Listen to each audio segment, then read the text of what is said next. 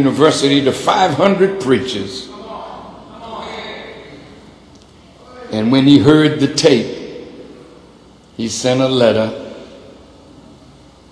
And our secretary out in Phoenix, Arizona, who was a secretary of the Honorable Elijah Muhammad, just happened to have a copy of that letter. And in that letter, Elijah Muhammad said, for that one speech that you made to my worst enemies, he said, I will pray to my Allah that if you ever turn hypocrite on me, that he will go after you and bring you back.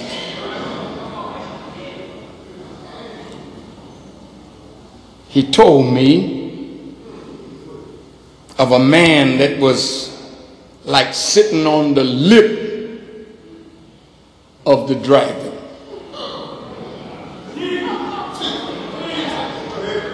And he told me that the devil desired me, that he may sift me as wheat. That's exactly what Jesus told Peter. I wrote him a letter one day, carried to him by my secretary in New York, Maceo Haziz. And in that letter, I was taking his teachings and showing him how I was seeing him. And I begged him that if I'm in error or am turning hypocrite, please save me. But I saw him in the way I'm describing him today. I saw him then. And when I came to Chicago, filled with trepidation, not knowing what he was going to say to me, I gingerly walked up to him and said, dear apostle, did you get my little note that I sent you? He said, note? That's the biggest letter, brother, you ever wrote to me. He said, but I'll talk to you about it at another time. Now pick up your Bible and you'll read where Jesus asked his disciples, who do they say I am? And the people were saying, oh, you the prophet Elias or Isaiah, one of the old prophets. And then he turned to his disciples and said, who do you say I am? And Peter spoke for the disciples and said, thou art the Christ, the Son of the living God. And Jesus said to Peter, flesh and blood did not reveal that to you, brother. But then he told him, be quiet. Tell nobody. Didn't tell him he was wrong. Just told him, don't say it yet. And you all that were with the Honorable Elijah Muhammad, you know that I represented him on the radio for 6 years. And every time I made a tape, I sent it to him for approval before it ever played.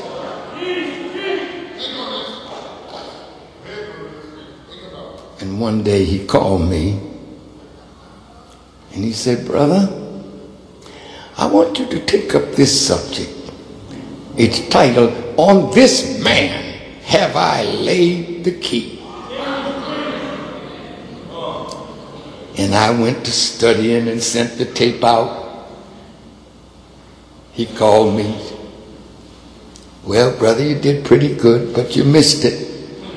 Go back and do it again. I did it the second time.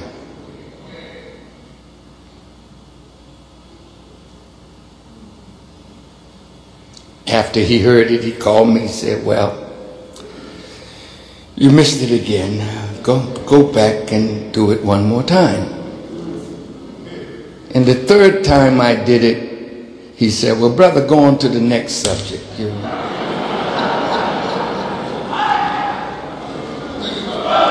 Now, what did he mean, go to the next subject?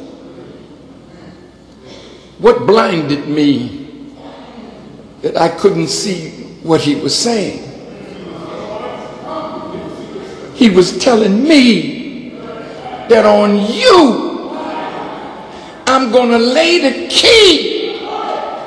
And whoever you bind on earth, I'm going to bind him in heaven. And whoever you loose on earth, I'm going to loose in heaven. He was telling me who I was and who I was to become.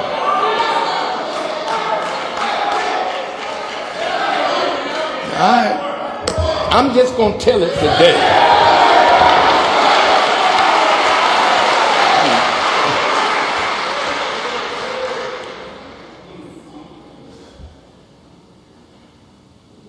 Peter was called a rock. And Jesus said, on this rock, I build not a church. I build my community, my nation, and the gates of hell will not prevail against it. Here we are. I know it sounds like a man up beset with himself. But for all these years,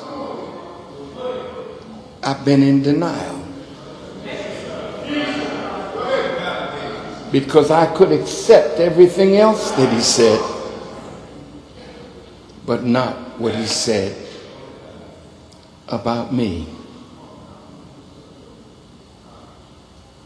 He told me he was making me. He said, God has made me to take his place among the people, and I'm making you to take mine.